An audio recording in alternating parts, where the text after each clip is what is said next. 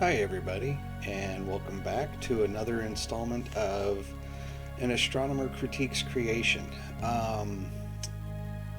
We've been looking at the arc encounter between Bill Nye, the science guy, and Ken Ham of Answers in Genesis, who built the arc. And I want to start there, but I want to talk about something um, specific, a specific concept in this episode, and that is addressing the fallacy of God of the Gaps, right? And the God of the Gaps fallacy is a framework in which we have areas that we are uncertain of in a scientific theory or a model, or areas where our knowledge is incomplete. And when we have those, sometimes creationists will be very quick to jump on the, well, what if this is simply God? And I very much hesitate to accept this for a number of reasons. But more than any other reason is that it has rarely fared well for the person proposing that the phenomenon was simply God, if and when we have discovered a proposed mechanism for the exact phenomenon that they were the phenomenon in question. And here's a way to think about this. In the history of the involvement between science and religion, any time religion has been used to try and say something about the natural world in terms of a supernatural event, as a explanation for physical phenomenon, it has rarely held up. And in no instance in the history of science has science yielded or conceded a point to any religion. And religion constantly concedes modern science, even if it doesn't seem like it right now. When you look at the entire history of the scientific endeavor over the last 400 years, since the days of Galileo and Kepler, it has constantly been religion revising what they teach in light of new scientific evidence. It's never been the other way around. And this is why the God of the Gaps fallacy is so foolish, for lack of a better term. And whenever you have new discoveries in science, you're going to have new questions. You're going to have observations that baffle you. You're going to have things that challenge our current understanding.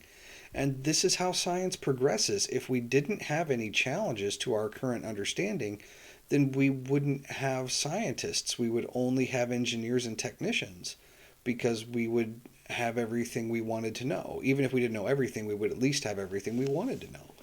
And we don't. And so as a result, we're always constantly going to be faced with things that challenge current notions, things that challenge our understanding of things.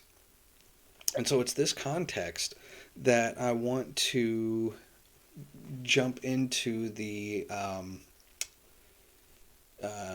arc encounter, and we're just going to watch a couple of minutes here to set the stage, and then I'm going to flip to another creation source and talk about what they have to say in a particular podcast episode. So here we go. And they're fantastic things. You know that you have fantastic things to speculate upon. Furthermore, why is it fantastic? it is not, I'll tell you why. I have purchased a Martian meteorite from a guy in Colorado that collects them. When you go to Antarctica and you find rocks on top of the ice, where did the rocks come from? There are no mountains anywhere around. They came from space. They're meteorites. Listen, I don't understand how you think that we can understand everything that's out there. Like, are us little It's humans, a quest. That's what's so wonderful. I know, but that's what's so inspiring. You act like you have a process by which we can know exactly. the universe. Yes, we can know the cosmos and our place within it. Why do you think that our technology and our evaluation of science is as developed as it's going to get? No. So how do you know that the stuff that you think you know now it's going to change? I guarantee you, everyone. So then you're saying there are things that I accept as true that are not. That are not true. Yeah. And that doesn't bother me. That excites me. What? How? We're going to make discoveries. But how does it not bother you that things you believe you know are not true? Because we have a process by finding out the truth. So this is where I claim we need to do a better job in our K through 12 education in this country on what science is.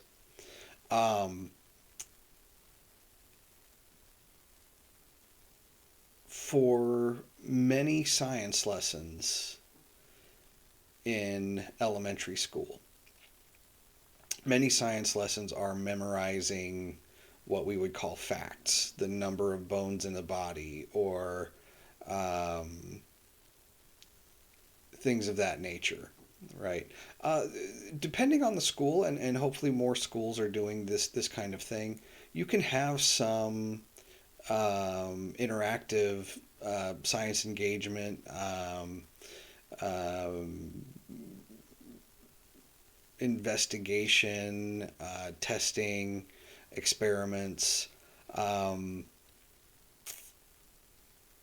or inquisition type learning where the students have to come up with their own questions that they want to answer. But what is happening here is the root of the God of the Gaps fallacy. This short dialogue that Bill had with these two individuals is the basis for the God of the Gaps fallacy. The God of the Gaps fallacy essentially says, because there is something I don't know about the natural world, I'm going to posit, at least potentially, that God is the cause or source. And then I'm not going to worry about it anymore. And so what these two individuals are asking and or saying, even just as much as they're asking, is our body of knowledge complete, or are we as technologically advanced as we're going to get? Both of which, of course, the answers are no. They're more asking, why aren't you bothered by things that we think are true now that will change as a result of scientific discovery? And this is directly related to God of the Gaps, because what it's saying is, I don't need to investigate. If we weren't willing to have our ideas changed and challenged, then we wouldn't have any need to investigate. We wouldn't have any need to look behind the curtain. We wouldn't have any need to pull the rug out and look at the floor underneath. We wouldn't have any need to do those things. And so the God of the gaps is essentially a satisfied mindset that says there's something scientists can't explain, therefore it must be God. And if you feel like that's a bit of an exaggeration of the way some people feel, then we'll see here very shortly that that's actually almost direct quotes from a few people. So what Bill is saying is when you have a scientific mindset, you are open to your current notions being changed and challenged. You're open to things that we think make sense based on our current understanding being changed in the light of new evidence. We'll talk about exoplanets here shortly, or planets that are orbiting other stars. But one of the first discoveries of a planet orbiting another star absolutely stunned astronomers. We had no idea. We had no preconceived notion that we would find such an object. What we found was a gas giant orbiting around a pulsar, which is a neutron star with a very strong magnetic field. And pulsars are stellar core remnants of a supernova explosion. And the planet that was orbiting around the pulsar was in a very tight orbit. It was in a very close orbit. When we were first looking for exoplanets, we were thinking that we would look for planets in systems like our solar system. Our solar system was the only example we had, so we would try to find things the way that we would think our solar system is ordered. So people were initially looking for Jupiter-type planets in Jupiter-type orbits, or orbits that take years to complete. And what we found was, and this actually held for the first several hundred Jupiters that were found, most of them were in very close to their host star. And by close, what I mean is much closer than Mercury is to the Sun. These planets would orbit on the order of days, just a few days to make a complete orbit around the Sun. And that by itself challenged all our notions of planetary formation and solar system evolution and so forth. But the particular discovery of the Jupiter-sized planet around a pulsar was particularly troubling because this was a really close planet. And supernovas are really energetic explosions.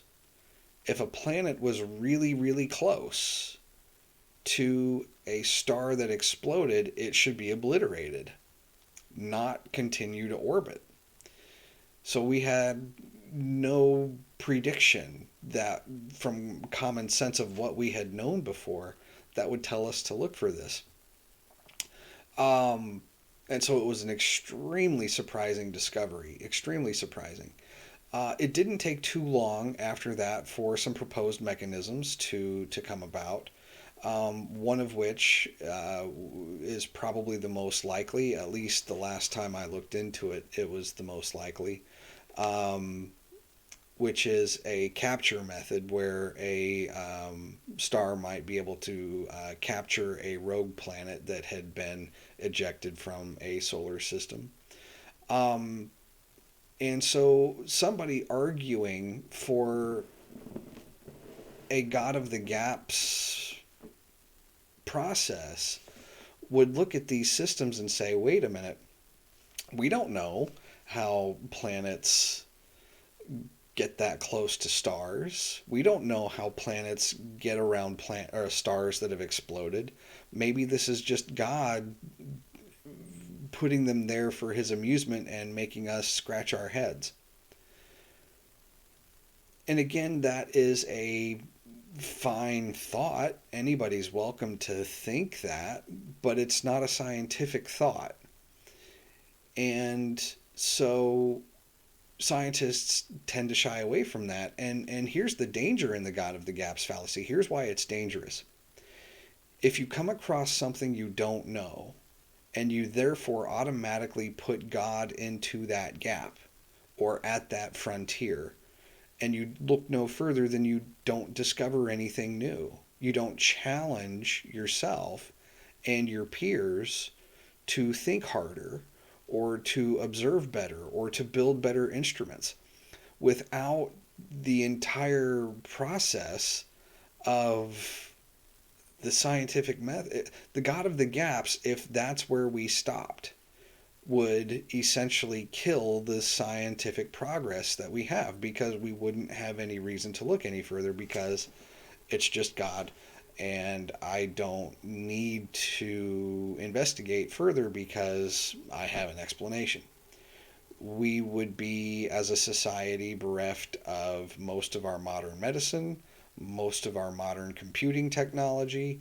We would be bereft of spacecraft. We would be bereft of Minecraft and Fortnite. We would be bereft of more or less everything if we accepted God of the Gaps arguments and didn't challenge ourselves. So that's why it's dangerous. That's why this kind of thinking is dangerous. So there was a podcast that was active for a while. I don't think they've had any episodes for the past few years. Maybe the pandemic inhibited things. I'm not sure. But it was a podcast called Creation Science for Kids. And the creator of the podcast had this to say about some things. And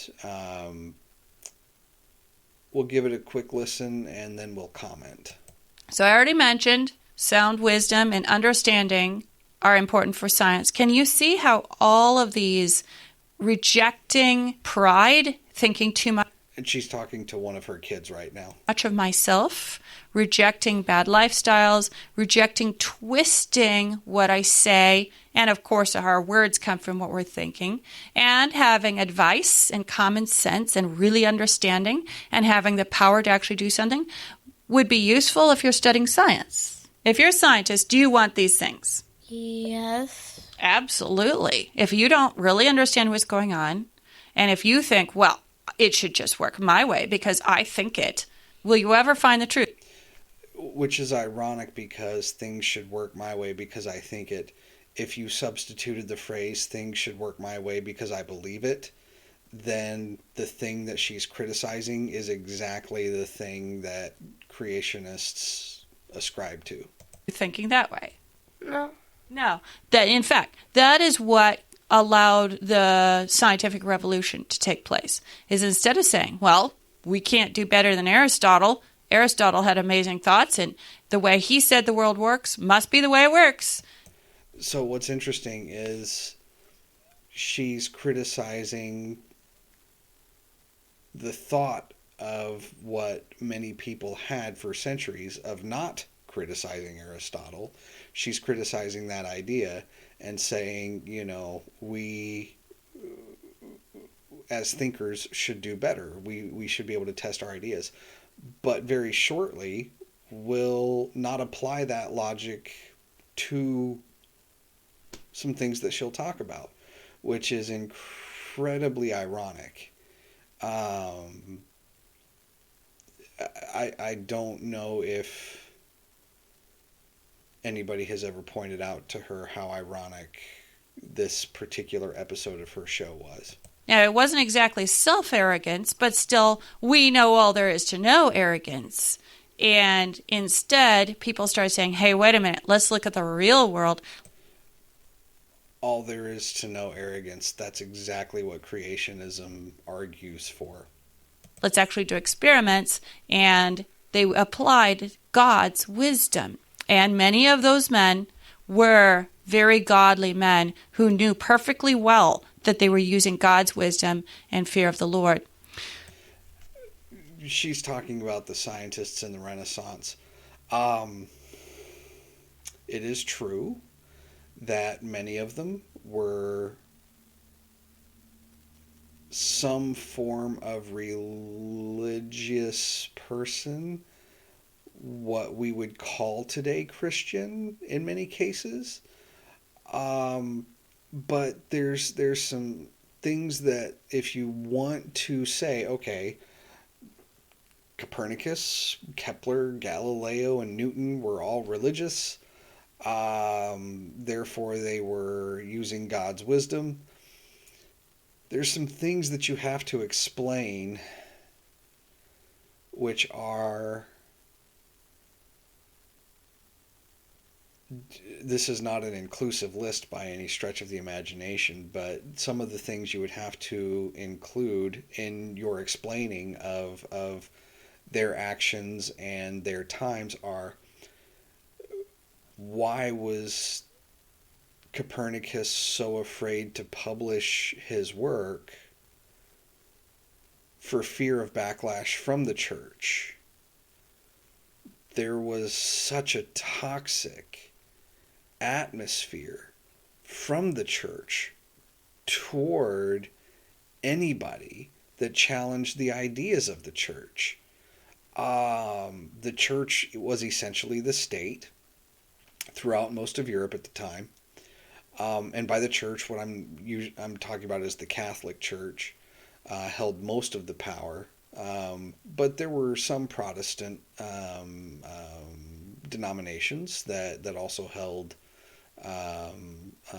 quite a bit of power locally. But across Europe, mostly it was the Catholic Church that held most of it. But Copernicus was extremely wary of publishing his work for fear of backlash from the church. So you have to explain why Copernicus was godly and why the people he was afraid of, even though they claimed to be of the same religion, weren't. Is it possible that they were godly and Copernicus wasn't?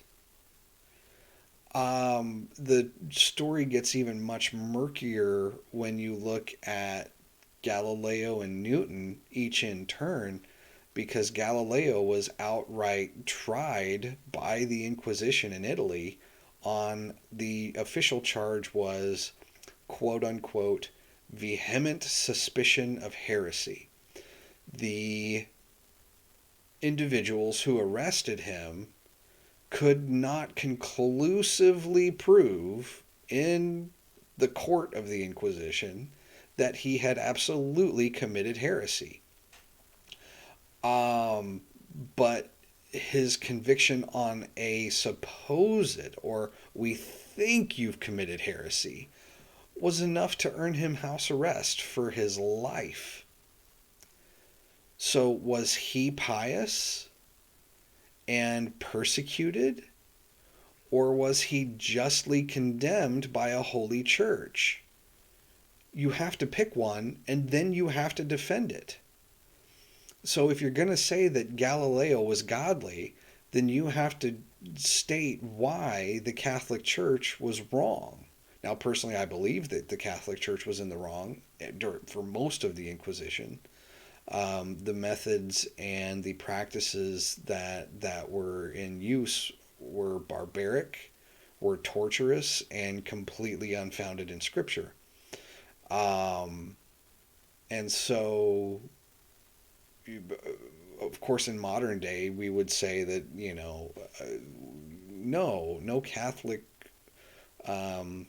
would ever endorse the kind of violence and tribunalism that the Inquisition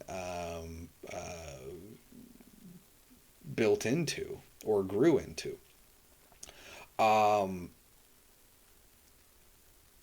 We would just say let everybody think for themselves, and if they want to believe something, let them believe it, as long as it's not illegal or harming other people physically, like sex abuse or trafficking or physical abuse, torture, things like that. If you want to believe something in the privacy of your own home, then you believe it. That's the way our culture thinks, but that's definitely not the way it's been throughout history, and that's definitely not the way it is everywhere now.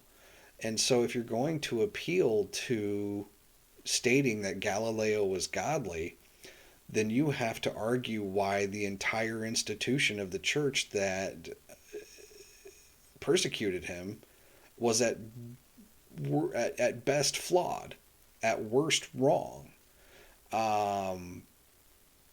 And to I know this is a science podcast for kids, okay? I understand that. But if you want to do a rigorous job of this, then you have to pick. And that's not a trivial thing. And it gets even worse with Newton, because Newton was an ass. Nor was Newton a Christian in what most fundamentalist Southern Baptists would think of with the term Christian. He was definitely religious. He wrote more about prophecy and the cryptic books in the Bible, like Daniel and Revelation, than he did about physics or science in general. He practiced alchemy, but his personal religious view was definitely more of a heretical view than even Galileo's was. And the only reason Galileo was labeled as a potential heretic was because he directly opposed a injunction that the Pope had given him. It was not about whether what he was teaching was, to put it simply, it wasn't what Galileo said, it was how he said it that upset the church. Whereas Newton, if Newton were alive in Italy, and was known to believe what he stated his beliefs were, he would have been burned at the stake for a heretic for sure. Just, a few decades earlier and in a couple of countries over, he definitely would have been burned at the stake for his beliefs. So he was more of a deist than an explicit Jesus follower. And so when you talk about these men had God's wisdom and putting that as a superior stamp on their work as opposed to those who did not, if you want to explain why that's important, then you have to explain why their similarities outweigh their differences. And if you do that, then you run the slippery slope of saying multiple lines of reasoning are true. Multiple lines of religious reasoning are true. And that's something that a staunch creationist will vehemently deny. Most creationists, at least that I have talked to, have a difficult time accepting that theistic evolutionists are true Christians. There are certainly exceptions to that statement. There are certainly exceptions. But the struggle is real, right? The struggle is real. And so it just becomes a very difficult proposition to defend when you want to say so-and-so believes in God, I believe in God, and therefore I'm going to evaluate their body of work in light of the fact that we both believe in God. given the nuances of what was going on, the individual beliefs of the individual scientists.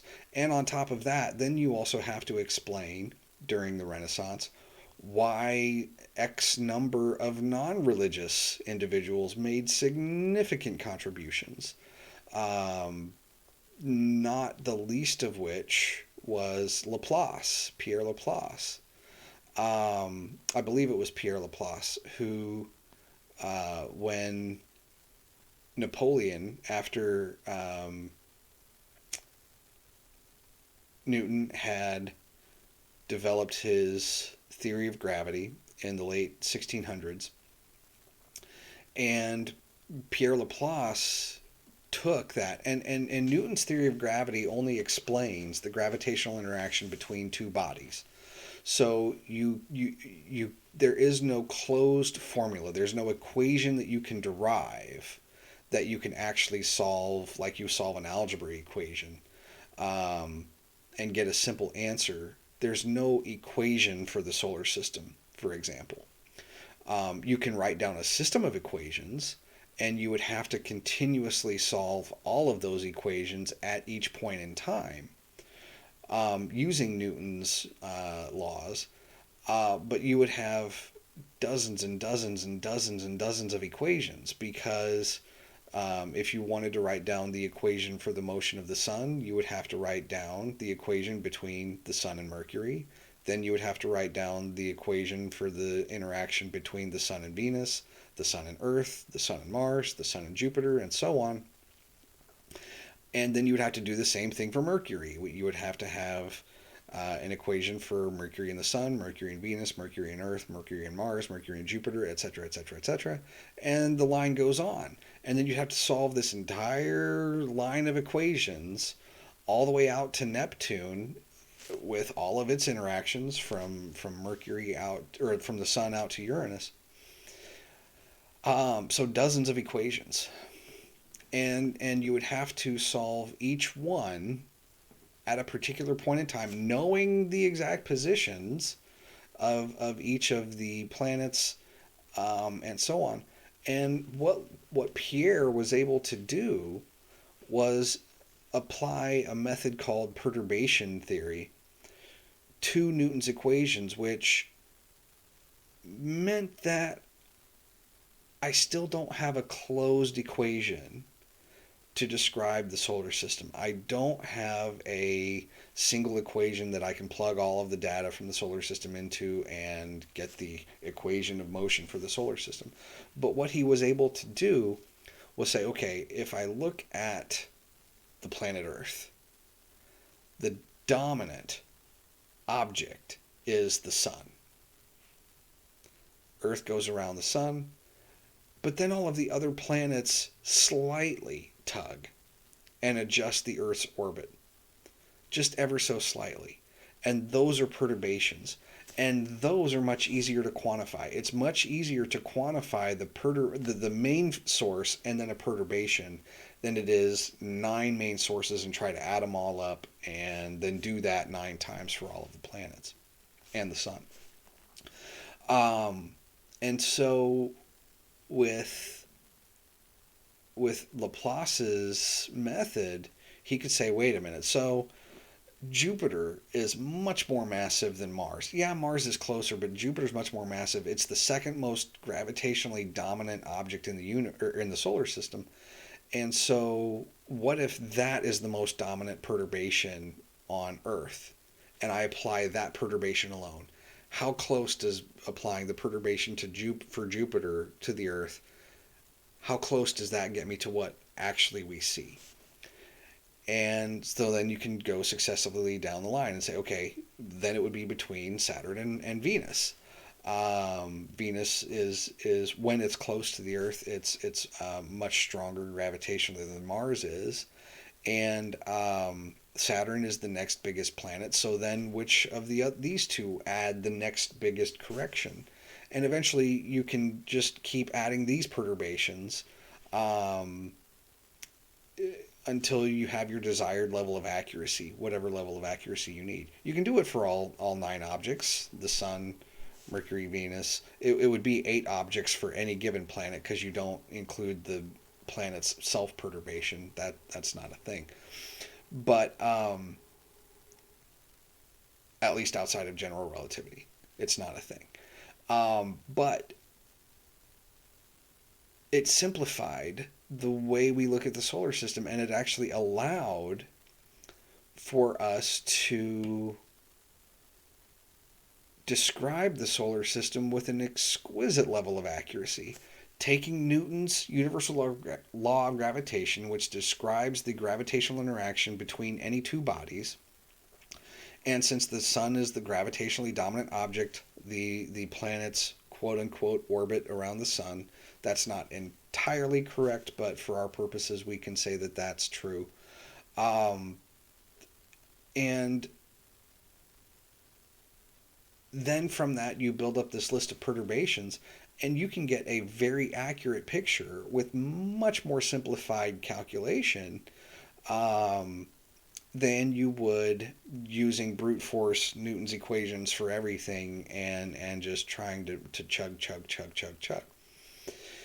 So Napoleon asked Laplace, because the question had been age old, right? Why is the solar system ordered? Even if the ancient Greeks didn't know the source of the motion of the planets, why they seemed to turn around in the night sky from night to night and move backwards sometimes, what we call retrograde.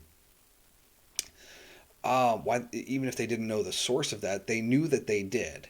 And it caused them to not be able to predict with incredible precision where a planet would be, but they knew the general behavior of the planets. And so, when you have a system that you know the general behavior of, but you can't predict it quite perfectly, sometimes you go, okay, maybe God.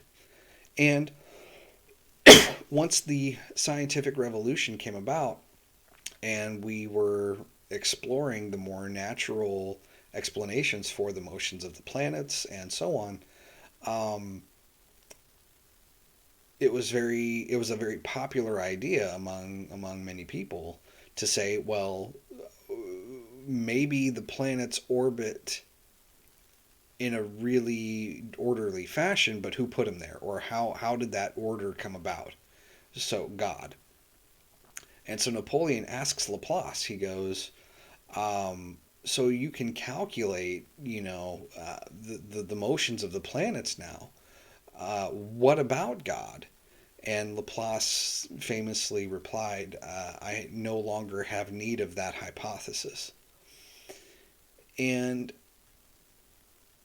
what Laplace is saying is not that God can't or doesn't exist, but I don't need to invoke God as the cause for the order that I see at this boundary now. We now know a mechanism and have the mathematics to explain and predict. I don't have to invoke a supernatural being constantly winding up the order in the solar system to keep things the way they are. So that's why, to me, the God of the Gaps fallacy is an extremely dangerous fallacy, because every time we discover something new that somebody had said, well, maybe that's God, then you're pushing God further and further back into the realm of the realm of what we don't know. And as that realm gets smaller and smaller and smaller, God gets smaller and smaller and smaller. A current God of the Gaps, a big one, like major issue, would be, where did the universe come from? Well, we don't know where the universe came from, so God. Well, just because we don't know now doesn't mean we won't know. And to the intellectually honest scientist, we would concede it could have been God. It could have been. But I'm going to explore every physical option first, because no matter what, if I look and try to find the answer to that question, even if it's impossible to find, then number one, I'm still going to make a lot of discoveries along the way. I'm still going to find out a lot of really interesting things. And number two, I might answer that question. And if we answer that question scientifically, then that one will really put creationists in a bind. Because I can tell you, here's my prediction, okay? If we ever actually discover the cause of the Big Bang, if it was a black hole that got created in a parallel universe, in the multiverse, and spewed out the matter that it had digested, and maybe that was the beginning of the universe, then, we would say, okay, we actually now know that there is a multiverse and that our universe is one of many. And then the creationists will say, but what created the multiverse?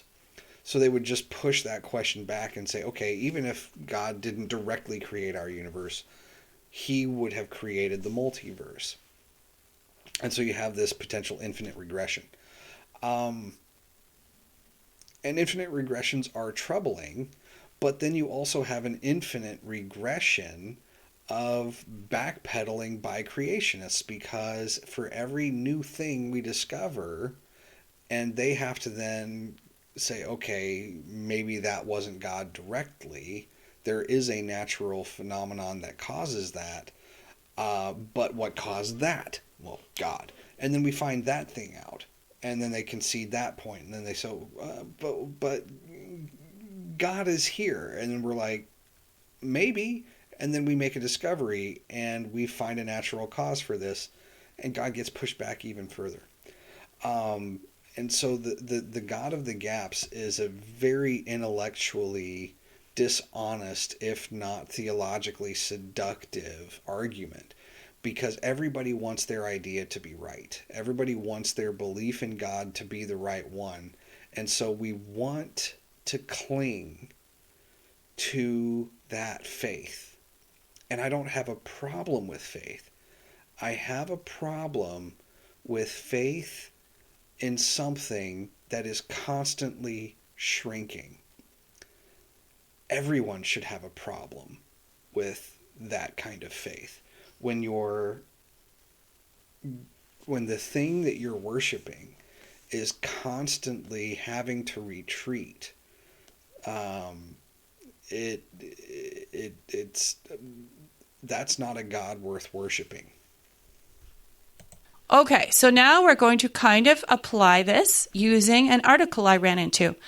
Earlier this week, I was able to attend a meeting where they had a lecture for just ordinary grown-ups who don't know much about science, talking about how you could get all the elements from stars without God making anything, how things could make themselves. So that got me thinking, what are the things? This podcast was recorded, I think, in either 2017 or 18. And we've known for decades at this point the answer to that question. So I'm not sure why creationists are still asking this question. We know where the elements come from. That creationists are saying about this, because, of course, we've got some great astrophysicists like Dr. Faulkner and Jason Lyle. They know perfectly well that the secular explanations, the ones that leave God out, don't work, and that they do work. When God says he did it, that's a perfectly legitimate scientific way of...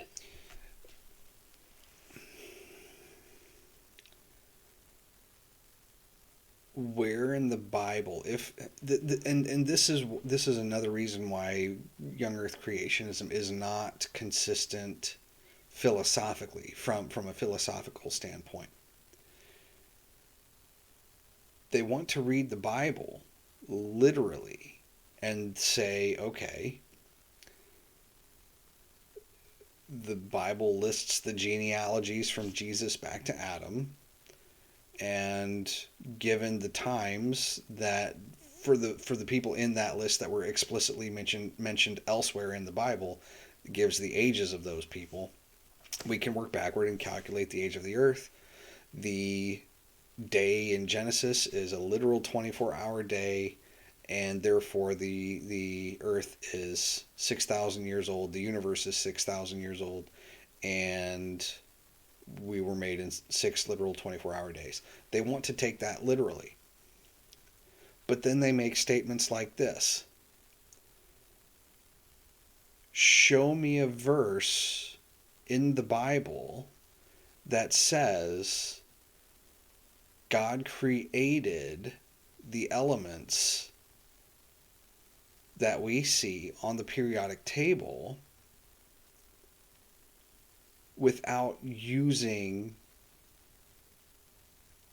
supernova explosions to do so. Show me that verse. If we're going to take the Bible literally, then we can't add to it either. And that's exactly what this line of reasoning does. It takes things and it adds assumptions to Scripture, assumptions that Scripture, in my view, was never meant to support. And a lot of people would probably agree with that. A lot of people do agree with that. And so it's a very difficult proposition to defend once you start making statements like this. Where does it say in the Bible? And I would pose this question to Ken Ham. Ken Ham wanted labels on ice cores. Then find me the scripture in the Bible that says, and God made the elements. There isn't one. So then you have to assume that when it talks about God making the heavens, that includes the elements. But the Bible doesn't explicitly say that. And so from a philosophical standpoint, it becomes very, and this is where, this is what I would call the mental gymnastics. In part, this is part of the mental gymnastics that is required to accept young earth creationism. Of saying, well, we can't do it today. God did a miracle in the past, and now we're looking at the ongoing results of a miracle. So I did find an article by Brian Thomas, who works for the Institute for Creation Research, and back in December, he wrote about 3 discoveries that mystify astronomers. And okay, so,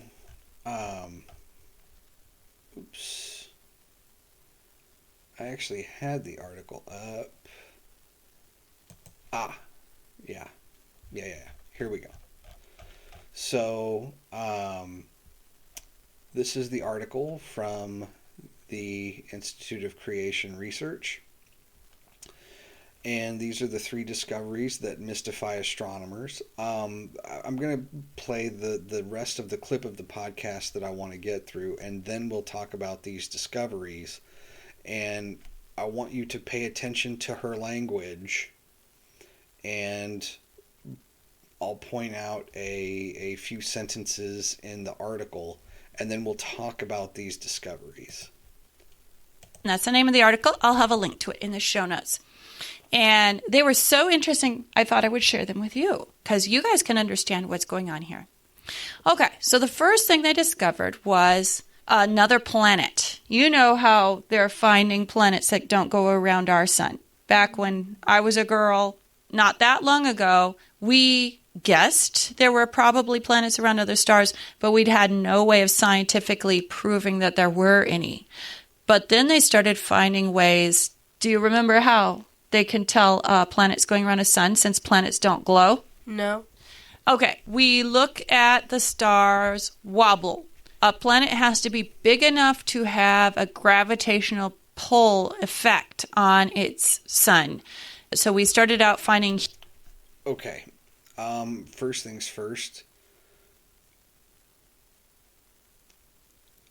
You will not find that language in the current definition of planet, be it in our solar system or be it elsewhere in the International Astronomical Union's definition of planet. Now, there's a lot of debate in the scientific, particularly the astronomical community. Some of you may be aware that the current definition that we have that is used in textbooks was adopted in 2006 with the famous Pluto vote to demote Pluto from planet to dwarf planet. Personally, I actually don't agree with the word demotion. I shouldn't use the word demotion. Pluto was the first of the dwarf planet population discovered, if you don't count Ceres. And by the way, just a quick aside here. A lot of people were upset at the astronomers for voting on Pluto because Pluto had become ingrained as the little planet that could in American society. It was the only planet at that time that had been discovered by an American astronomer. And the correlation with the name of the Disney character, the dog Pluto. Pluto was just a very beloved planet. It was a very beloved object. So there was a lot of angst when the reclassification happened and when the vote happened in 2006. And I will say that the vote was not handled as well as it possibly could have been, or maybe even should have been. But the bottom line is, and there are some people who still object to the way things were done, but the bottom line is the astronomers, the vote took place at the end of the meeting. Okay, the vote took place at the end of the meeting, and the astronomers who cared stayed. The other astronomers, the people who were interested in galactic dynamics or the people who were interested in stellar processes and things, a lot of them left. A lot of them went home. And that's one of the issues that a lot of people who are critical of the way the vote was handled, they said, well, more than half of the convention was gone. It wasn't a legal vote according to the rules of the International Astronomical Union. But at the end of the day, the people who were interested in planets stayed, and the ones who had been working in planetary fields and atmospheres and geology of planets and things like that stayed, and they were the ones who were working in the field, and they were the ones who cast the vote. Pluto got a reclassification. And here's why I say it got a promotion. There were 9 planets, and it was by far the smallest. And it's not even close. It is by far the smallest of the planets, has the weirdest orbit of any of the 9, and had the most diverse composition of any of the 9. It's a lot ice. If you brought it in close enough to the sun, it would lose a lot of its mass as it melted. And not even Mercury does that. So it just has different properties than the rest of the other planets. And the definition as is can be flawed, and there's a lot of people who argue that it is flawed. But very few people are in favor of making the definition of planet even more restrictive than it is. Most people who are arguing about the definition of planet think it needs to be more inclusive. One condition I've heard that some people make is any object in the solar system, if it's large enough to retain an atmosphere, even if it doesn't. If it's large enough to retain an atmosphere, then it should be a planet. And if you have an atmosphere, then you should be a planet. If you have active geology, then you should be a planet. And so this would include a number of the moons in the solar system, and the number of our planets would grow to maybe 100 or more. But if you keep the nomenclature as it is, and we have 8 planets and then a moon, and by the way, we actually don't have a firm International Astronomical Union definition of moon. Right now, it's just bodies that orbit planets more or less. And so, one of my favorite things to think about is what planet has the most moons. We often think of Jupiter and Saturn as kind of competing, and Jupiter having just hordes and hordes of moons, over 70, and Saturn having almost that many. But if you count just things that orbit planets, then Saturn's rings are in the trillions of particles, and they're all orbiting Saturn. Are they moons? Common sense would say no, right? But without a firm technical definition, you could make the argument. And so when she says a planet must be big enough to induce a wobble in a star, no, we don't have that as a rule. Now, planets by and large do induce wobbles in their host star, because that's just how gravity works. But it's not a stated rule by any astronomical body or any governing body in astronomy that has to be the case. So I'm not sure exactly where she's getting her information from. Huge planets like Jupiter size, and we've been working down to about Earth size ones. We can now, if a star is close enough to us, we can tell that there must be something regularly pulling on it. So they've discovered a new massive planet, so that'd be like a Jupiter-sized one. It's going around a small, faint star, and it's so close to it that its year is 2.6 Earth days. Wow. Okay. What she's describing, first things first, is a valid planetary detection technique, where if you have a star and you have a planet orbiting around that star, the planet and the star tug on each other, and the star will wobble as the planet is moving around it. The planet puts a tug on the star, and the star moves in an orbit by itself. And what they do is both bodies, the planet and the star, actually orbit what is known as the center of mass.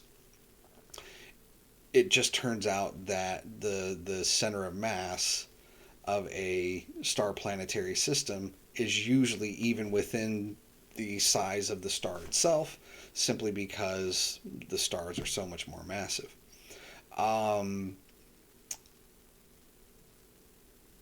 So. Whoa. Yeah, that's pretty crazy to think of. Round and round and round. I don't wanna live there. That is a I'm fast gonna year. live there. That Oh, is- very that funny. is a I don't think that would fast work very orbit. well. It has the largest planet to companion star ratio so far discovered. So compared to its star, it is huge, way bigger. You know, the sun has 99% of all the mass in our solar system. It's not like that with this other star system. So there's somebody from... We're going to do a quick calculation. Okay, we're going to do a quick calculation. We will find that claim is... She's being very loose with her language, and I've admonished myself for that in the last video. So it's forgivable, but that particular statement, that the implication that the star does not contain, the way she explained it is a little weird, because I can be nitpicky, okay, which is what I'm going to do, simply because she stated it this way. But again, for a kid's show, if I were critiquing the show from a production and a point of view of, is what I'm about to critique detrimental to a child's understanding of these things? No. But we do want to be precise in our language. And so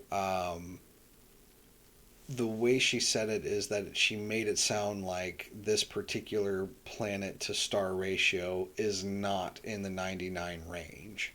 That perhaps there's less mass in the total system within the star than within the planet. So what we'll do is I'll show you the calculation and see what the actual number is. Right, we'll see what the actual number is. But the University of Warwick said, its existence challenges theories of planet formation which state that a planet of this size could not be formed by such a small star. Challenges to the theories. This is exactly what scientific advancement is supposed to produce. Challenges to theories. And I've already mentioned that this is not the first time that an exoplanet has challenged our ideas. Some of the first exoplanets that were discovered challenged long-held ideas. Even ideas about planet formation that were held before we even knew about the Big Bang. Right? Back in the 1920s, we'd been thinking about planets and stars for longer than that. And we just had no notion that solar systems would look vastly different, on average, vastly different than our solar system. And you could take that as an argument and say, well, what if our uniqueness is a sign that, we are unique and that God did it, and these other, by our standards, weird solar systems are just for us to explore and learn about. Okay, that may be the case, but as we'll discuss here shortly, there's a lot of selection effects that go into our current number of planets, and the way that we discover them affects our precision of what type of planet that we can see. And so it is possible that our type of solar system is still common. It's just not within our technological bounds to discover them at the rate we're discovering these other solar systems. We don't know. So it would be a leap.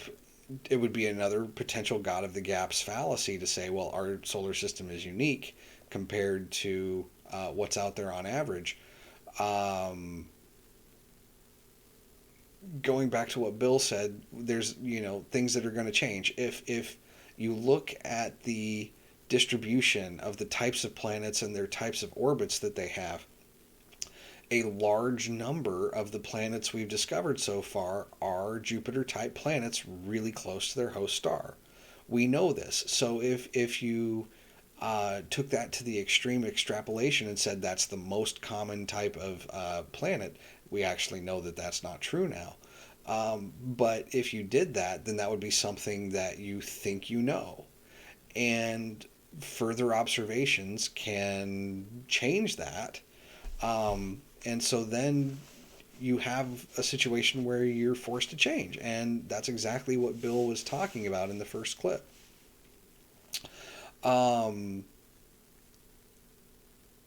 So we'll listen just a little bit more. According to these theories, small stars can readily form rocky planets, Earth-sized ones or Mercury-sized ones, but do not gather enough material together to form Jupiter-sized planets. So then Brian Thomas says, one wonders if God, who actually formed all the planets, the stars didn't make them themselves, placed this one in space just to demonstrate what only he could do. Think that's possible? This is classic God of the Gaps fallacy. Classic, word for word. We can't explain this. Our current theories aren't good enough. So what if God? More to come. That God could say, you think you got it all figured out? Well, try this on. See what I did here. No scientist has ever said we've got it all figured out. Yes. He certainly is. And also, he points out, no one has ever watched a star forming a planet. False. We have never, and this goes back to the labels, right, that Ken was talking about. No. Have we sat a telescope on a star system and literally watched in real time, like a movie, the planet form? No. Why not? For the same reason we don't do the same thing with trees. You don't plant a seed and then put a camera on the area where you planted the seed and then wait for the tree to grow. But you can see the tree periodically when you step outside and you see a sapling. And then every time you step outside and you see that tree, you can see that it's grown. And especially if you have the tree in an orchard of trees of different sizes and ages, you can observe how fast it grows relative to the other trees in your orchard. We do the exact same thing with stars. We take snapshots of hundreds and hundreds and hundreds of stars that we think are planetary nurseries, where we have material gathering around young hot stars, young protostars, forming disks of material. And we look at the distribution of these and the overall collective evidence, and we infer that these are young planetary systems. And we even have some systems where we can see the gaps in the gassy disk where the planet itself has swept out the material. So to say that we've never seen a solar system form is correct in the I need absolute proof sense. It is terribly incorrect in the we have enough evidence to infer that it is happening sense. And inference is what science works on. Again, going back to the discussion between Bill and Ken about the ice cores, Ken said, well, they don't have a label on them. Well, of course they don't have a label on them. That's not how nature works. It never has. Find me a natural process that we found that both creationists and secular, I hate even to use the word secular scientist. I'm going to use the word scientists. Find me a discovery that everyone collectively agrees on that had an explicit label, like Ken wanted, or like the author of that article is wanting here. And this is the line that she was referencing, by the way. One wonders if God, who actually formed all the planets, placed this one in space just to demonstrate what only he could do. Now, again, this is from the Institute of Creation Research, which is not a peer-reviewed journal. It's more like a popular magazine like space.com or astronomy.com, but specifically geared for creationist discoveries. Now, this is an extremely interesting discovery, no doubt. Extremely interesting discovery, okay? But we'll talk about this a little bit more here in just a moment. The whole idea comes from them needing to explain the universe without a creator. They don't want to see God. They've already decided, even if I go to church and I love Jesus, I will not consider him to be the source of the universe. I will only look at natural explanations for everything.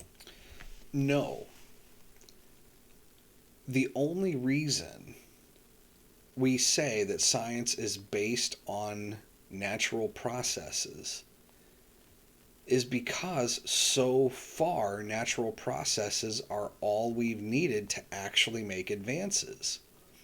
The moment a creationist is able to build a predictive model that actually does better than an actual scientific model, has the same explanatory power, has the same breadth of predictiveness, has the same ability to bring a collection of ideas under one umbrella that can be then rigorously tested. The moment that that would happen, scientists would embrace that idea if it turned out to be testable and true. It hasn't happened yet. So when people and this is why I claim that creationism is indoctrination. She is indoctrinating these children with the idea that scientists hate God. And there are some, sure, but there are some religious people that hate people. We have a history replete with atrocities committed against people in the name of a god or gods, the Christian religion included. So just because there may be some scientists who don't like God or don't want to believe in God,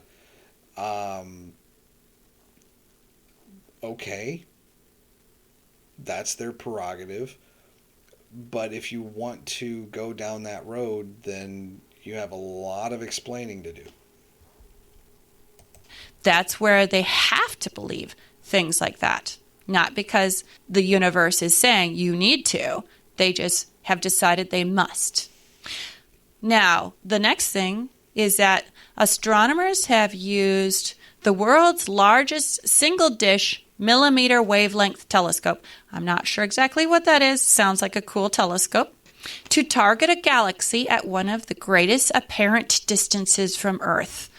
Okay, greatest apparent distance. So a great distance is? How far away? Right, an apparent. To appear means to be... Able to see. Right, so apparent means it appears that way. We think it looks to us like it's one of the furthest away galaxies we've ever observed. Therefore, they conclude that because it looks like it's super far away, it must also be super... Small? No? Well, yeah, to us it looks small. Think about light takes time to get to us. So they think it's... Older. They think it's older, that we're seeing light from billions of years ago, not just billions of years away, light years away. Okay, so they're saying this galaxy should be one of the earliest ones. In fact, there's a quote saying that they think it's very close to being one of the first galaxies ever to form because of how distant it is from us. So they guess if galaxies form based on the Big Bang and all without God's intervention and on their own, that it should look like a brand new, just developing, or they call primitive galaxy, lacking structure and heavy elements that it shouldn't have been able to make. Like in that talk I went to listen to, that stars start out with a bunch of hydrogen, and then they make helium, and then they gradually work their way up to making things like iron, and it takes gazillions of years to finally get heavier elements. So that's what they were expecting. No. Now, it is true that this particular object is challenging some ideas about what the early universe was like, but actually, it does not take gazillions and gazillions of years. It actually turns out that the kind of stars that produce heavy elements in supernova explosions are the shortest lived stars that there are. by and large. That class of stars is the shortest lived type of star. The lifetime of a star inversely scales with its initial mass. So the larger the star is, the more quickly it burns through its fuel, under just its crushing weight, right? When you have a really massive star, you just have this crushing weight of gravity pushing down on the core, and that causes the production of helium from the hydrogen collisions.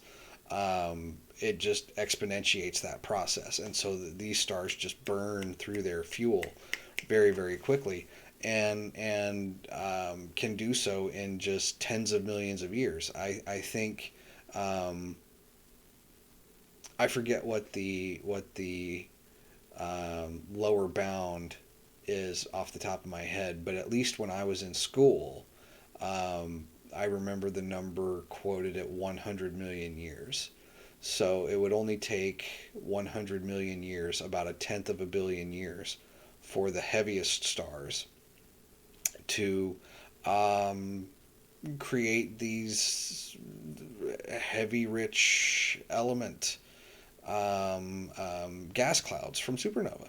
So I don't know exactly why she went there when there are enough challenging things that she could have gone with, but she went down a completely not correct avenue of elemental production in relationship to this particular galaxy. They were expecting it to look like a blob, not have a nice swirl like we know our own galaxy has and stuff. So that's what they thought they would see. And not having heavy elements, only having the hydrogen and some helium. Instead, study authors, quote, find that its gas and dust properties are similar to those measured for local, nearby, ultraluminous infrared galaxies. So, when they look at it, it does not look like a baby galaxy at all. In fact, this is happening so often as we're getting better and better telescopes to look at galaxies far away, that it's the mature, distant galaxy problem that as they look far away, they expect things to be older, that we're looking further into the distant past. But they're finding more that look just like ones nearby. Now, we haven't discussed how we could see starlight from so far away in a while. Do you remember what God told us 10 times in the Old Testament that he did to the universe to get it so enormous? Okay, my favorite is where he talks about doing this like a curtain, that he stretched it out like you would a curtain or a tent. So if you think of a tent, it can be in a small bundle that you can pack in your car, or even some are small enough they'll have them in the back of their backpack. And when you get to your destination and you're ready to have some protection over you to keep the mosquitoes off and stuff at night, you put up tent pegs and you form it into this 3D shape that takes up a lot more room than it originally did. That's what God said he did to the universe. And the way, because it's done in Hebrew, we can't tell how much he did do in the past and how much he is still stretching out the heavens. But that things are far away, but still look very much.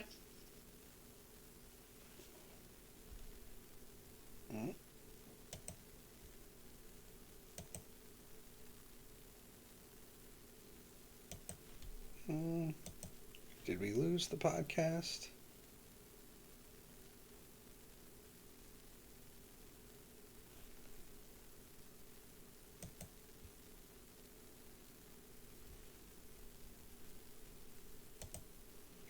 This episode don't work, and that went, but we'd had no way of scientifically proving that there were any.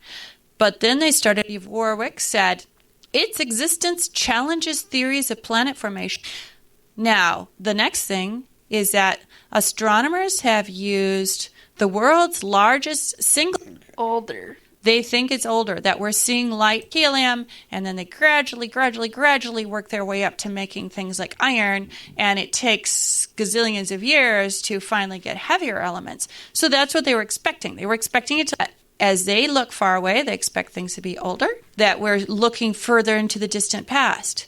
But they're finding more that look just like ones nearby. Now, we haven't discussed how we could see starlight from so far away in a while. Do you remember what God told us 10 times in the Old Testament that he did to the universe to get it so enormous? Okay, my favorite is where he talks about doing this like a curtain, that he stretched it out like you would a curtain or a tent. So if you think of a tent, it can be in a small bundle that you can pack in your car, or even some are small enough they'll have them in the back of their backpack.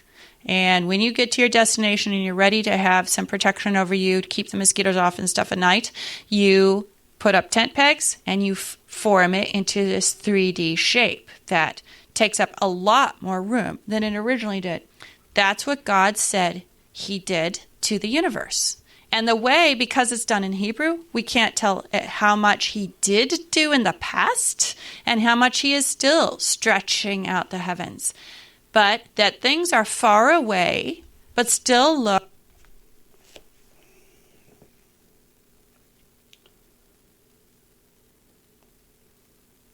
Admitting the limitations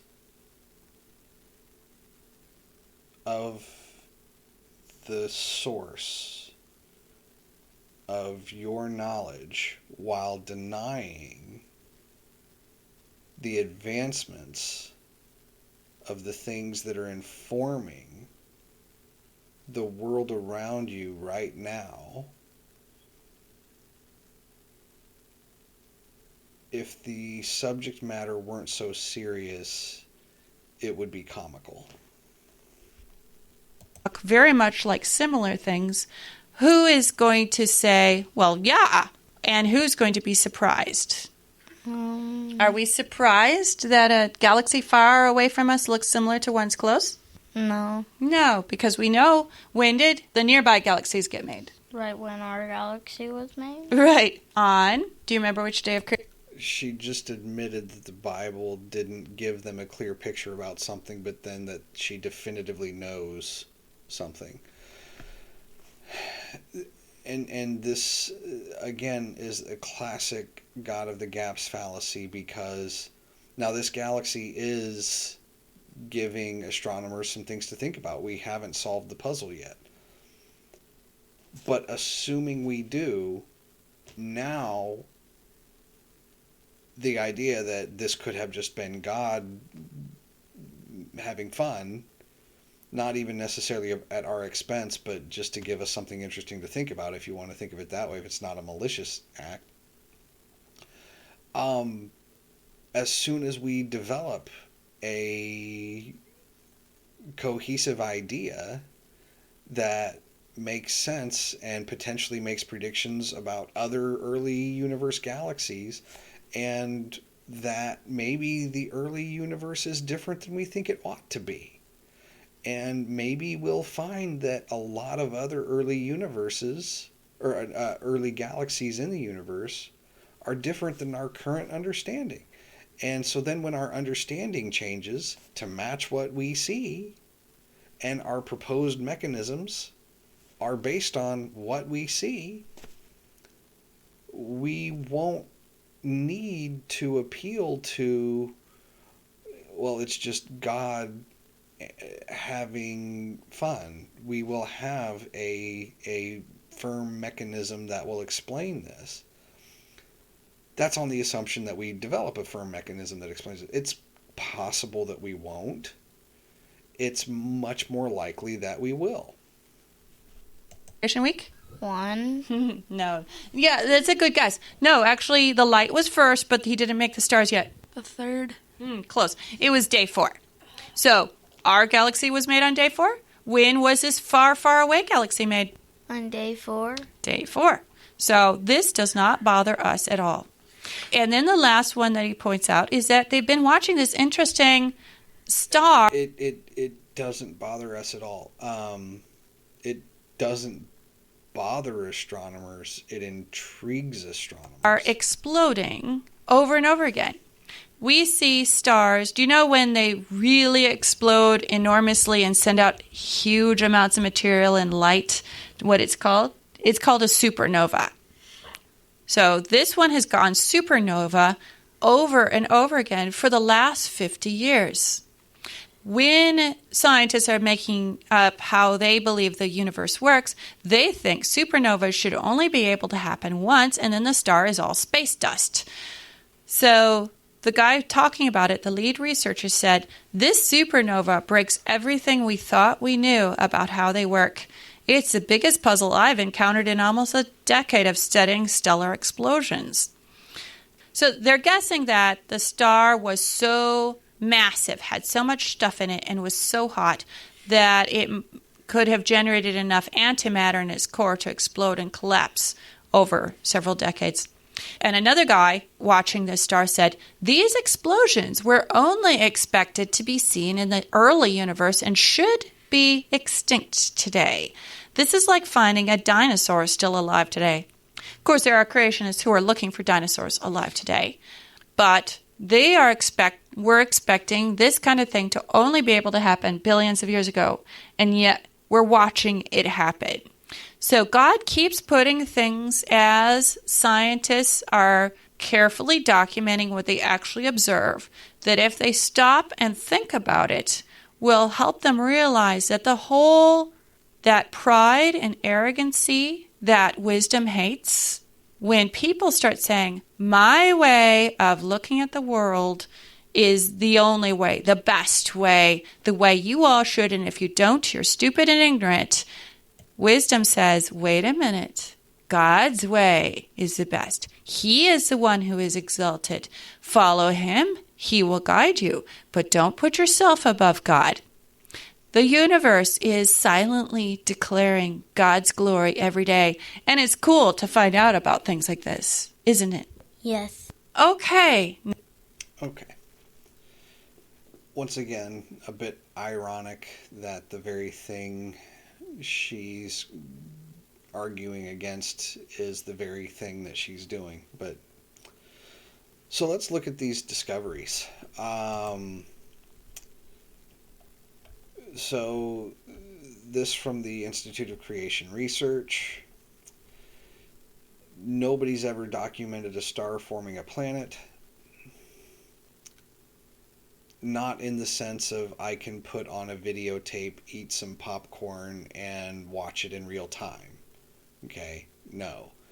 But in the sense of we've documented hundreds and hundreds and hundreds of stellar nurseries, all at different stages of their evolution, just the same way we would look at saplings at different stages in their evolution and compare them to fully grown and mature trees and stars. Yes. So let's look at this particular planet. It's named NGTS-1b.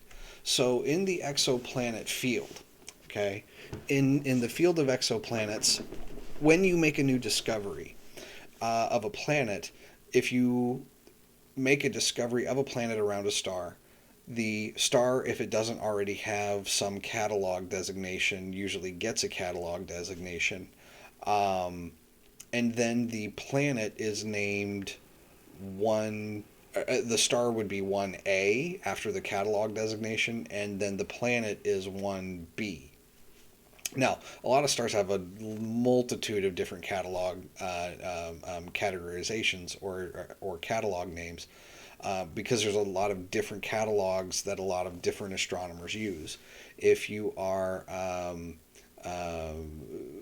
well, it depends on the type of cataloging that was done as to what type of catalogs certain stars appear in.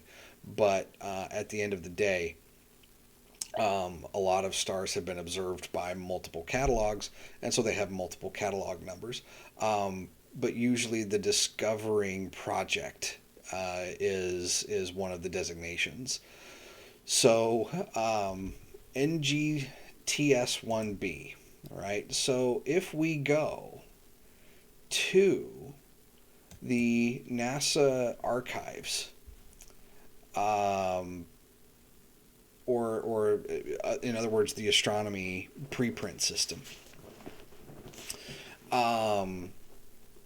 Slash article system. So this system, the ADS, astronomical database system, when you type something in the search field here, it will try to find all of the articles that talk about that particular object.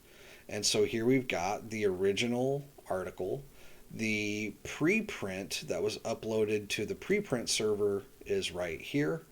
And as you can see, this preprint was uploaded on October 31st in 2017.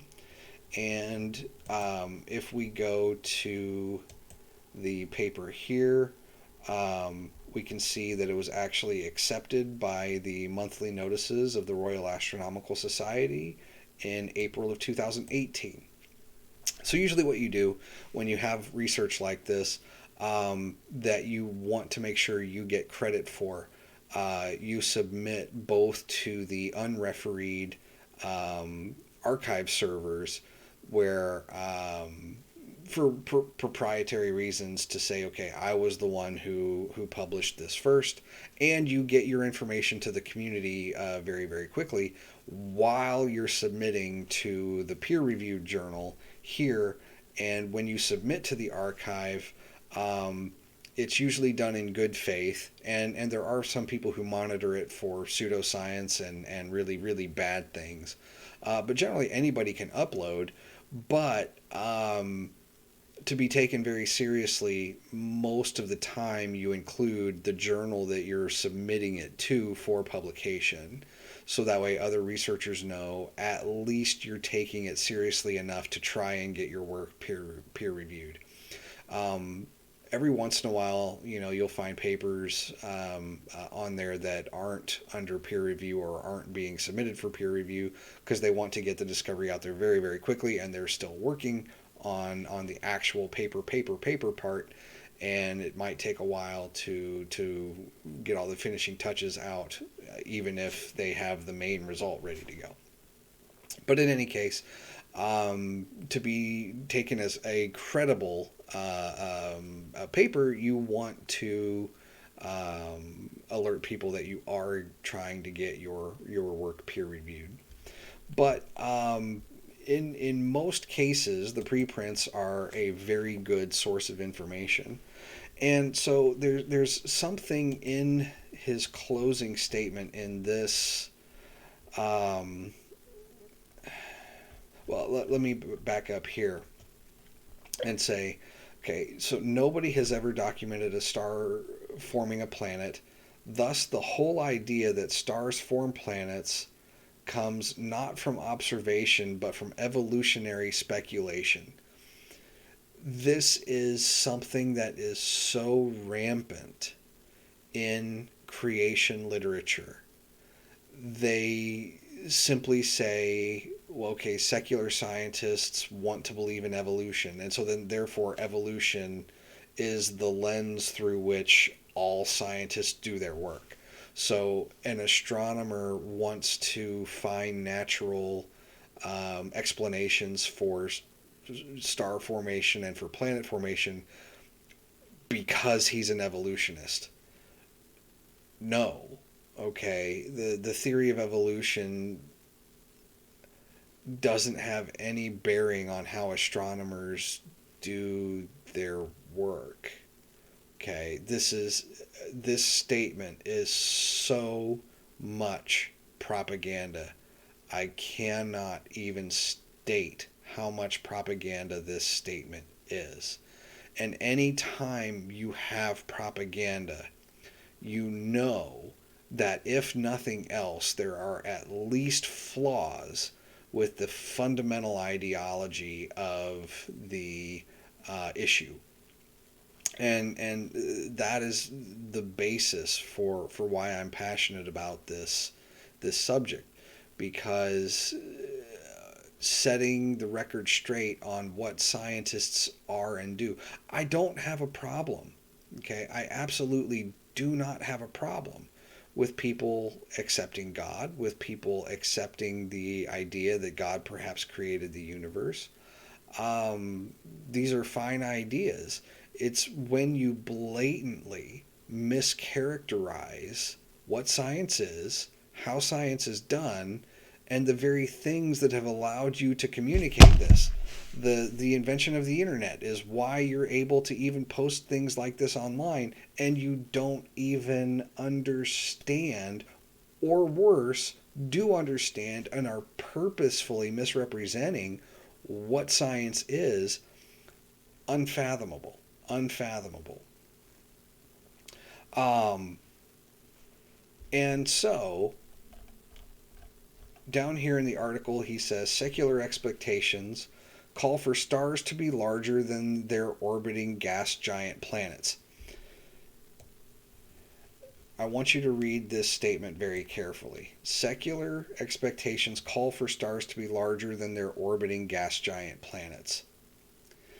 Actual observations show just the opposite. A star too small to make its planet, to make its orbiting planet.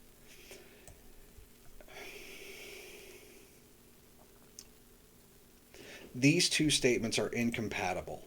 Okay, secular expectations call for stars to be larger than their orbiting gas giant planets, and a star too small to make its orbiting planet. This is sensationalism at its finest. Okay, and this is what I'm going to harp on. But this is absolutely sensationalism at its finest, and here's why. So, researchers in the original study on NGTS 1b, and NGTS stands for the Next Generation Transit Survey. And so, actually, in the podcast, she got the method of detecting the planet wrong. This planet was not detected using a radial velocity method or the method of using the star wobbles. This planet was detected by the method of when the planet crosses in front of the star, it blocks some of the light, and we measure some of that light.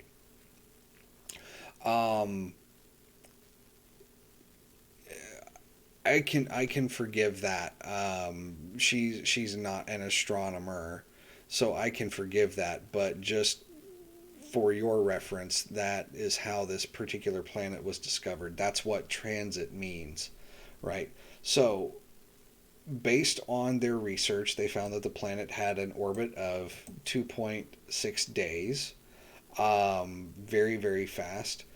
And to the best of our knowledge, the models that they were able to build off of the data indicate that the planet had a mass of 0.812 Jupiter masses. That's what MJ means. That's what this MJ means, is Jupiter masses. And then this is the upper uncertainty limit, and this is the lower uncertainty limit.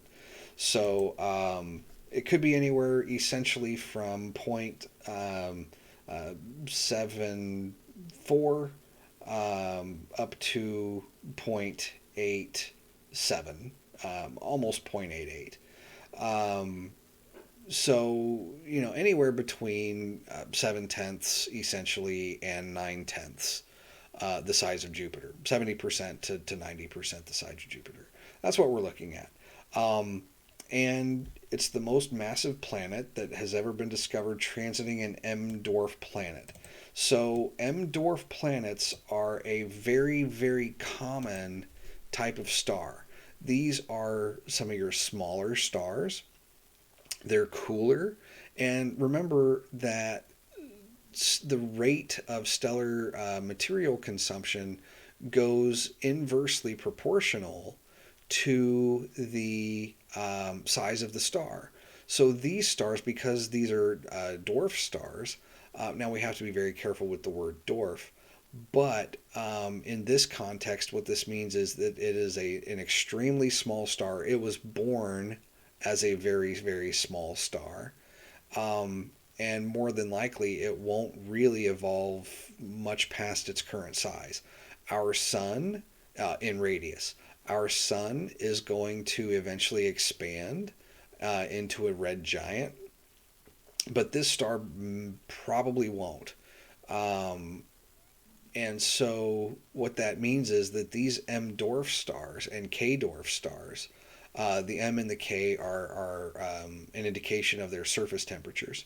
Um, these stars are some of the longest lasting stars we have. So these can be very, very, very old stars. So the planet is 80% the size of Jupiter, to the best of our knowledge, and it's about 1.3 times as big as Jupiter in terms of radius. Um, and this is the third transiting planet found around M dwarf stars. So we're just now in the realm of technology where we can do this with these types of stars because the stars are so dim. Now, the bonus for doing this type of research with these types of stars is that if you have a good target and you have a Jupiter-sized planet, because these stars are generally very small, you're going to block a really large percentage of the light.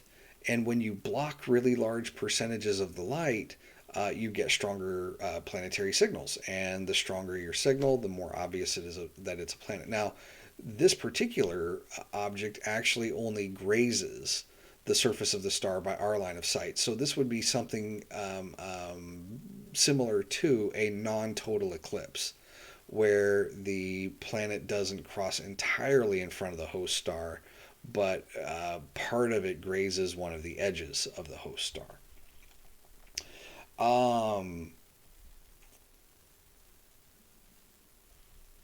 This is going to be an interesting candidate for the James Webb Space Telescope follow-up for transmission spectroscopy. And what we're hoping to do with that is we take a spectra of a host star, and then we take a spectrum of the host star when the planet is in front of the star, and we note the differences. And from that, we hope to infer the atmospheric composition of the planet.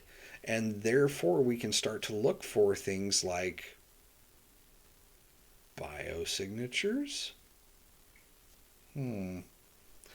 But the reason that this statement is so farce, secular astronomers call for stars to be larger than their orbiting gas giant planets. This statement would make you think that this particular star planet system is not that way. And this is just extremely sloppy writing. It's extremely sloppy writing, and here's why.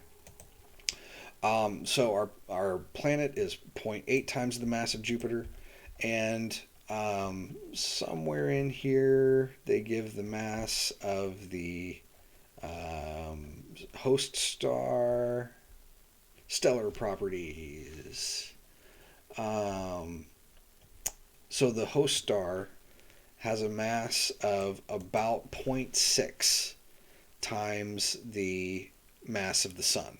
Okay, 0.6. So, planet is 80% the size of Jupiter.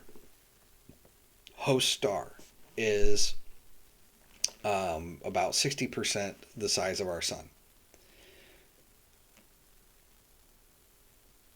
If you look at the sun and Jupiter, okay, and you can Google this, or you can look in any astronomy textbook. Any introductory astronomy textbook is going to give you the mass of Jupiter, likely in kilograms, and it's going to give you the mass of the sun, likely in kilograms. And somewhere in the text, it's probably going to mention the ratio of these two numbers.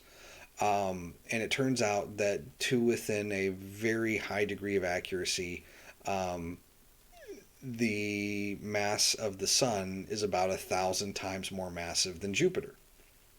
It's about 1,000 times more massive than Jupiter. So if you use what we call kind of a back of the envelope calculation, what you can find or show very, very quickly with this To an astronomer, if I need to do very quick mental math, 80% is really close to 1. So I can call the mass of this planet, I can call it 1 Jupiter mass for the purposes of this calculation. 1 Jupiter mass. And we can even round the mass of the star down to half of a solar mass. So if the ratio of Jupiter to the Sun is 1 over 1,000, and the ratio of this planet to its host star is 1 Jupiter to half of a Sun, then that's the same thing as 1 over 500. So that means that when you take the percentage of the total mass in this particular system, 499, actually what you really have is if you have 1 over 500, okay, that's the ratio of the mass of the planet to the mass of the star. If you want to look at what percentage the total mass in the system that the star contains, then you can very easily say, okay, 1 part is the planet, 500 parts is the star, so then there's 501 total parts. The star has 500 of those. And when you take what percentage 500 is of 501, you get 99.8. Okay? That's the same percentage as our solar system. The sun compared to everything else. The sun contains 99.8% of all of the mass in the solar system. So this statement is absolutely misleading at best. Okay, absolutely misleading at best. This particular star, as small as it is as stars go, is still 99.8 times bigger than the planet. And we even rounded the mass of the planet up. Okay, we rounded the mass of the sun down. Of the star down. So when you take those into account, it's even larger than 99.8. So the star is still much more massive than the planet. It just so happens that this planet is large relative to that particular star. And so the language is incredibly sloppy in the first place. But it is a fair critique to ask, well, our current understanding says that these systems shouldn't exist, so how did this happen? That's an absolutely fair critique. That's what studies like this are trying to do. Answer that very question. What is a very bad bet is to say that we won't figure it out, that we won't be able to explain it. That's a very bad bet. As I mentioned before, we already have tackled a number of issues in exoplanet research, not the least of which was how does a planet get very, very close to a neutron star. And we think one proposed mechanism there is capture. And that could be what's happening in this system. A rogue planet could have gotten captured by this dwarf. We're discovering rogue planets more and more. And somewhere, let's see, is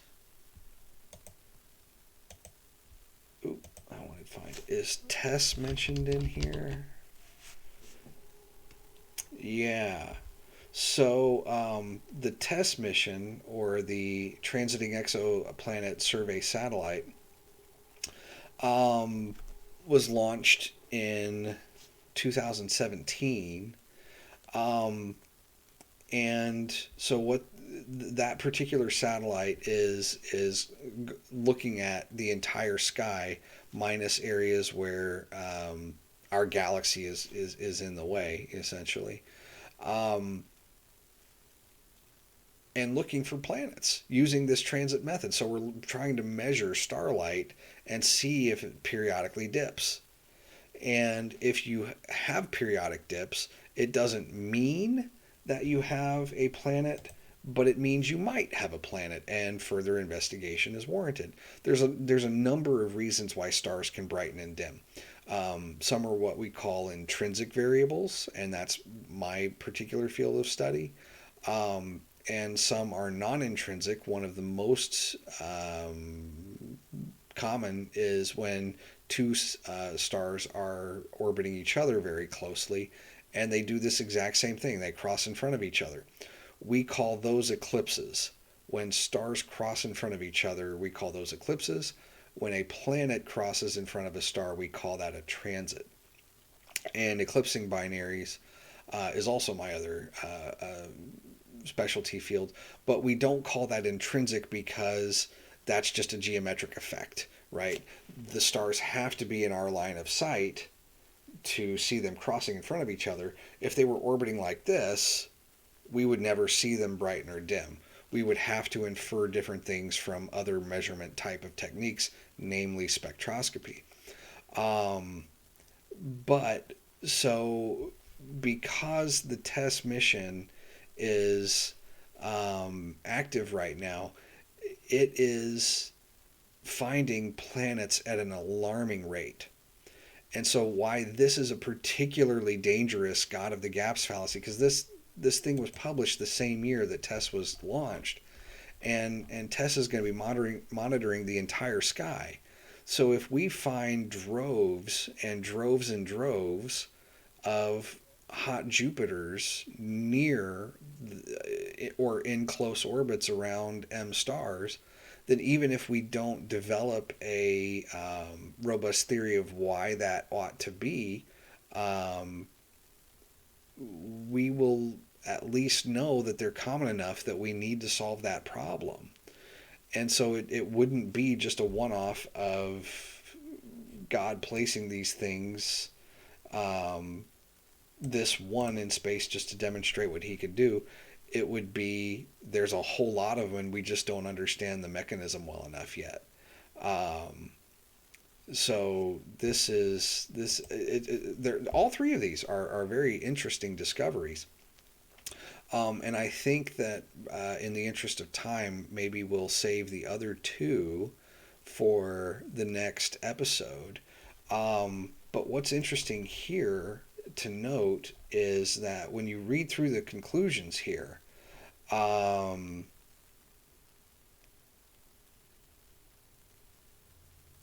nothing in the conclusions has how odd this particular planet is.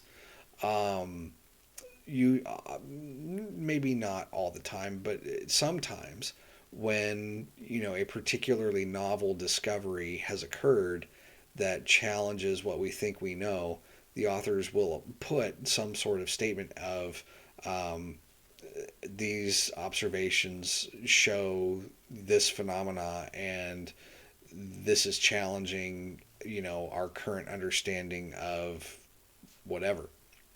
And you don't find that statement in this paper. So it's a little interesting. And it very well could be. I haven't checked all of the references that he puts down here at the bottom of the paper here, where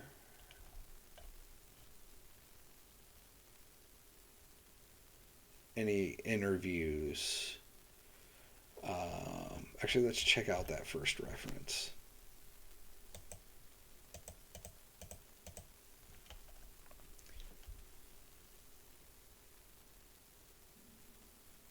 I don't even know what Warwick News and Events is.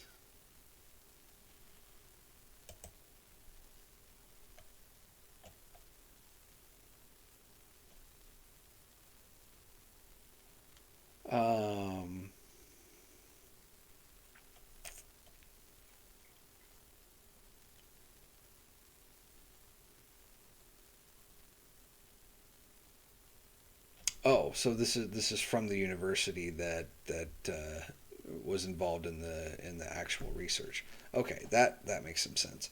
But there's an interesting statement here, a giant planet the existence of which was previously thought extremely unlikely has been discovered by an international collaboration. Um, Exoplanets are a very interesting field of research because they have literally defied every single one of our expectations. Once again, originally we thought we would find solar systems like ours with rocky planets in close and gas giant planets further away.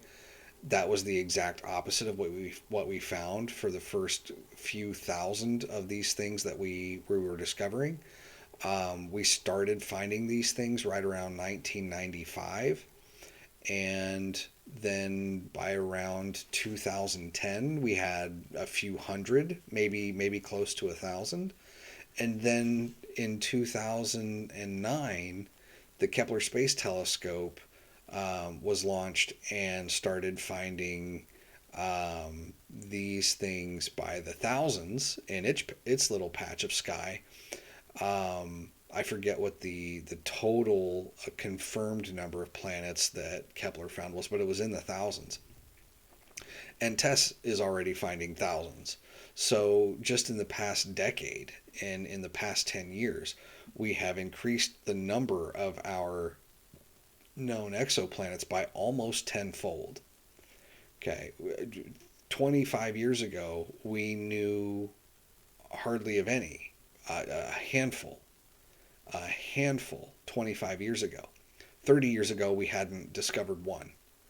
And so it's really, really a testament to the progress that we've made, that in my lifetime, right, when I was in elementary school, we didn't have a discovery, to when I was in middle school, we had the first one. And now I'm not even 40 yet, and we know of thousands upon thousands of these. And in fact, my PhD, I'm working on data from the TESS satellite. That's kind of why I wanted to point that out. I'm not doing exoplanet research on it. As I said, I do intrinsic variables, but the fact that we can build this technology and find this stuff is just absolutely incredible, and it's a testament to the hard work of the scientists and engineers to design and build these things, and for the foresight of governments to recognize the need that we need to fund these things, and that humanity is better off the more we learn. And so but back to the idea of about exoplanets flummoxing us at every turn. Pretty much every single major discovery from 1995 to 2010 challenged everything we thought we knew. We did not expect to find hot Jupiters. We did not expect to find hot Jupiters around neutron stars. We did not expect to find multiple hot Jupiters. We did not expect to find Jupiters, there were just a host of things. We now know of planets that are almost pure crushed carbon, what we would call diamond.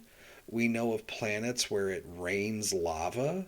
We know of planets where the weather has to be just stupid based on the conditions of its atmosphere and its location around its host star and the type of host star it has. These things have defied us at every turn. So to a stellar astronomer or an exoplanet researcher saying, hey, we have a new discovery that challenges, our theories, they'd say, get in line. Everything we've thought we've known about planet formation the past 40 years has turned out to be challenged. So take a ticket number and sit down and wait while we figure all this out. To single out exoplanets as a one particular discovery is challenging astronomical theory, the entire field of planetary formation has been challenged ferociously for 30 years. 25. No. Yeah, 26. Ferociously. Just absolutely ferociously. And it hasn't relented. And we've made a lot of progress as a result. We now know a lot more about planetary migration. And not only that, understanding these hot Jupiters. I cannot stress this enough. Building models about these hot Jupiters and how they got to where they are is helping us understand what may have happened in the early solar system in our solar system. And that's really exciting. Understanding that Saturn and Jupiter may have taken some really interesting migratory paths as they were forming and shortly after they were fully formed, while the rest of the disk was forming, and understanding how that may have influenced to build the solar system that we have. What if these hot Jupiters are in the process of these other migrations, and many of these will eventually settle down into full formed solar systems? What if we are finding young solar systems? That's really exciting. That's really exciting. And the reason I say that it's possible that that's the case is because for the first decade, the selection effects were such that the hot Jupiters were the easiest to find. So that's what we found. When you have really large tugs, a big planet's going to put a larger spectral tug or Doppler tug on a host star than a small planet is, so they're easier to detect. So that's what you find. They're also going to block more light. So whichever method you use, the Doppler wobble method or the transit method, these things are easier to detect.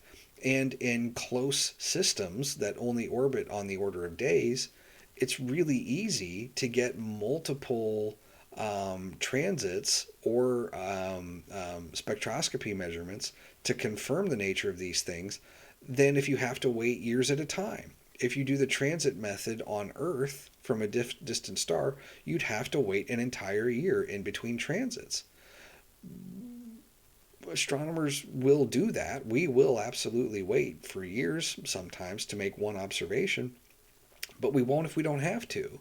And so when it's a numbers game, we're going to go where the observations are the easiest, and these were the easiest to find. So there were still selection effects. And so Kepler and TESS started to fill in the Earth-sized planets and the wider range of solar systems. But the earliest of these things were completely hot Jupiters. So with those selection effects, it's really difficult to say that that's what solar systems outside of ours are on average. And so it's very possible that many of the hot Jupiters that we see right now are actually just migratory or in their migratory phases like Saturn and Jupiter took. As far as we understand now, our best models indicate that they had some pretty vast migrations. And maybe so this is just a step in solar system evolution. Who knows? But it opens up a wide field, and it opens up a lot of questions. And that's what science does. Science does not say, oh, I found something interesting and unique. God must have done it. Maybe God did.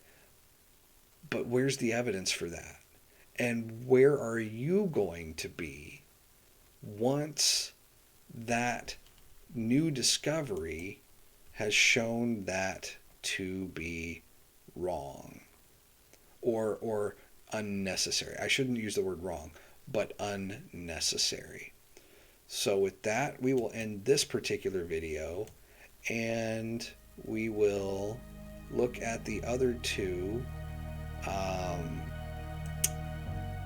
discoveries from that paper next time, and we'll also dig further back into the arc. And until that time, I bid you guys a good night and hope you all are well.